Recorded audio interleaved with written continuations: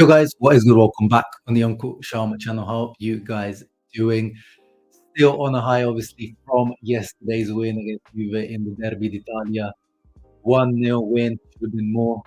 Still enjoying, still thinking about that Hakan Çalhanoğlu pass. Woof. Hakim Ziyech, I raise you with this Hakan Çalhanoğlu pass, but today's video actually is we're going a bit further back and going back to the January transfer window because we didn't get to cover it. I mean, there wasn't much news. Financial fair play is finally working because finally teams are starting to actually spend less. We see even Premier League spend a lot less than before. And yes, Serie A as usual, there wasn't much spending. But Inter, how much did we spend just on one player? Here is our transfer window wrapped up, and my discussion for today is: are Inter going to regret this January transfer window?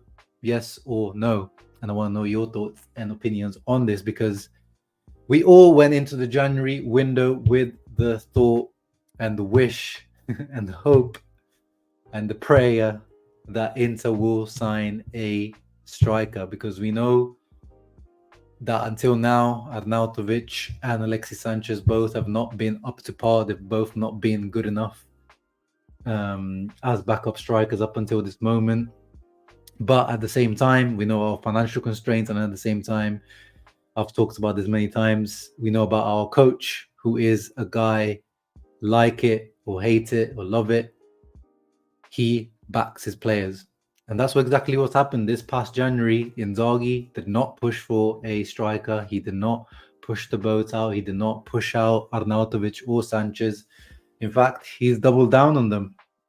And again, this is a hate about him or love about him. This is Simone Inzaghi. Another coach, like someone we've had recently, Antonio Conte, probably would have made a big fuss out of things, moaned about things, tried to force things through to get extra signings in, or even if he didn't, he would have just moaned about it anyway and made a point to the fact that, oh, I only have Pinamonti and Alexis Sanchez as it was back in the Conte winning season.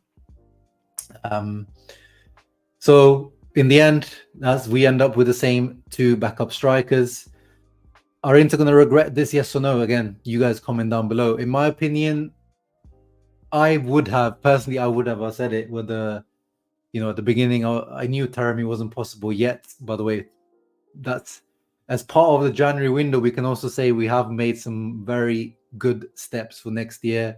All the reports are talking about Taremi from Porto and Piotr Zielinski from Napoli wrapped up as free transfers for next season. So that's also a part of the January window, technically, but just not official, and it's of course for next season. But that's great business done by Marotta and co. Again, let's wait when we get more and more confirmations, because we always can end up with egg in our face with the free transfers, because a player can wake up one day with a bigger offer and change his mind. But apart from that, all we were given was Tajon Buchanan for a very small fee, which I said, I don't think he's going to become into starting right wing back. I'm not really even convinced. I just don't think Inzaghi's going to be too convinced by him. He's a signing for next season anyway. Again, similar to Taremi and Zielinski, this guy is for next season. I know people are already expecting and wanting him to play now, but I've mentioned multiple times now, if he gets more than 200 minutes by the end of the season, I'll be very shocked and surprised. He hasn't even got 1 minute yet, and he's been here for about a month now. But good signing for the future. But there's nothing else. There's nothing else. On the outgoing, at least we didn't lose anything of value. Gabriel Brozao, this guy, never ever seen him play. He's gone back to Brazil on a free. Eddie Salcedo, another guy, hyped up when he was younger when we signed him for, I think it was quite expensive actually back in the day, like 6-7 million. Turned out to be nothing. Silvestro, don't even know who he is. And Agume, that guy that some people in the fan base really rate from his few loan stints, and I like him, but I don't really rate him as an Inter starter or Inter material at the moment. On loan to Sevilla with the option to buy, so we didn't lose nothing. And Stefano Sensi managed to stay because we managed to find the one team in England that had no money that had financial fair play issues, which is Leicester City, my locals. I was waiting for Sensi at the airport. I was waiting for him at the training ground, and he never turned up. I was waiting. I was gonna get that exclusive interview for you guys. I was gonna do it, but it wasn't to be. Maybe as a free transfer.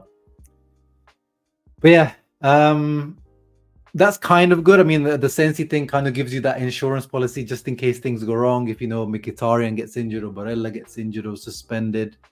But Inzaghi just doesn't rate him, guys. I know people are like hopeful that maybe this is his Brozovic moment. Brozovic when he almost went to Sevilla and Spalletti started using him. Now Brozovic was a different thing. It was just about finding the right spot for him. Spalletti liked Brozovic. The problem was just finding the spot in his team.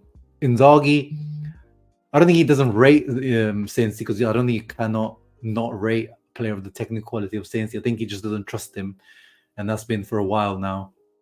And we saw him being loaned out to Sampdoria, to Monza, almost loaned out to Leicester now. Inzaghi just doesn't rate him, doesn't trust him in that way to be useful to his team. So he stays, but he's not going to be too useful. And unfortunately, we didn't upgrade on Sanchez and Arnautovic. Arnautovic yesterday, of course, once again, with that massive miss. Great save by Szczesny, but massive miss. He feels like he's cursed. And Alexis somehow is managing to make us think like, was Correa that was this bad? Could we swap him for Correa? But I think Inter yesterday we proved we still are the best team in the league. And yes, the question always is if Lautaro gets injured or if Lautaro gets suspended. But that's the question for many top teams. Like for Barcelona back in the day, what if Messi was injured for 2 or 3 months? Who was the backup back then? Real Madrid, Ronaldo's out, but these guys never used to get injured. So we just need to hope and pray. And Lautaro does have a very, very good injury record, that he just never gets injured like that, or Thuram as well, obviously. And I still, and I'm gonna be with Inzaghi if he is backing Arnautovic and Sanchez. I'm gonna, as much as it pains me to admit, but I need to have trust in this guy. If he's gonna be the one delivering us to Scudetto, we've been through ups and downs with Inzaghi, but this is his style of coaching. He wants to bring it through, and then the players as well. You can see they're all like around, especially Arnautovic. You can see the dressing room is around him. They want to see him do well. He's friends with a lot of the guys, clearly very good influence in the dressing room. So, and technically, again, I don't even doubt both of them. I mean, Sanchez is pretty much finished physically, but Arnautovic, he just last season, he had a very good season with Bologna. My doubt was the injuries with Arnautovic, but so he also had that. But I'm keeping faith, and I don't think I think Inter's still good enough to get that Scudetto over the line this season. I don't know what you guys think. The last topic I want to cover is in terms of the squad. It's a very interesting time at Inter at the moment, and I'm going to bring up quick financial outlook at Inter. So this is from Calcio Finanza. This is the sheet of Inter. Well, this is not my famous Excel sheet that I bring out every summer. This is the squad cost sheet from Calcio Finanza, and it shows, ignore it, but this shows the value of a player on the books at the moment. So this is from the beginning of the season, by the way. Might have changed now that we're halfway through. Numbers of years left, the amortization cost on our books of the player, net salary, gross salary, and then total cost. The interesting thing is, we've got these renewals coming up, guys. So these are the things interesting how the squad will work next year, because we know Lautaro's renewal is coming up, and he's obviously already one of the top earners, and his yearly cost is almost 14 million euros. And his renewal, if of course hopefully it goes through, they're talking about at least 8, maybe 10 million, which gross is probably going to be about 18-20 million. So there's going to be a massive increase in cost there. But Sanchez's contract expires, so you lose that 4.6 million cost. Klaassen, is he staying or not? 2.3 million gone. And Sensi, look at this. Sensi, this is why Inter wants to get rid of him. Even just getting rid of him for just 6 months, you would have saved so much money, because he still earns 2 million net, which is 3.7 million gross. And yearly he costs Inter 11 million. So you lose that massive cost there as well, which is probably going to be replaced by Zielinski, whose yearly cost, if it's true, is going to earn about 4.5 million net. So if we take Mkhitaryan as an example, I know he gets the growth decree. Let's take Barella's wasn't free. So, but yeah, Zielinski's cost probably will be around the 7-8 million mark. So still cheaper than Sensi. That's the funny thing. And then you got potentially, obviously, Quadrado's cost, you're going to lose us another 4.6 million. So we are going to increase the cost in some areas. So, there's rumors of also, obviously, a Barella renewal, which is going to take his salary probably up above 5 million, quite rightly. And then, who else we got that maybe needs a renewal? DiMarco recently renewed, so his cost has gone up here already. And then we maybe if we sell Dumfries, yeah. So it's interesting times. There's going to be some players that earn even higher. I just hope it doesn't skew the squad, the demands of players too much now, because Hakan, Barella, and Lautaro, all three of them are probably going to be 6 million and above earning.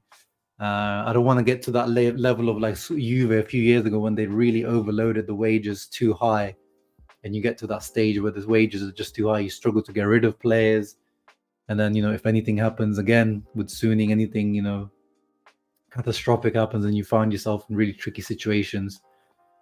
But just something to keep an eye out for next year. To me, good January, setting up for next year, as I said, with 3 signings: Buchanan, Zielinski, and Taremi. Nothing towards this season, but I still think this is good enough. It's good enough. I would have liked something to happen, but I think it's good enough to win the Scudetto. You guys let me know in the comments down below. What is your thoughts on this January transfer window? Would you have signed a striker? You would have ignored Inzaghi and just gone ahead and signed the striker, ruined maybe the dressing room vibe, brought in a guy that is probably going to upset Arnautovic, Sanchez, etc. Or would you have trusted Inzaghi's judgment and gone as we are? You guys let me know in the comments down below what your thoughts are. See you on the next one. Ciao ragazzi, Forza Inter. Roma up next. Preview coming up.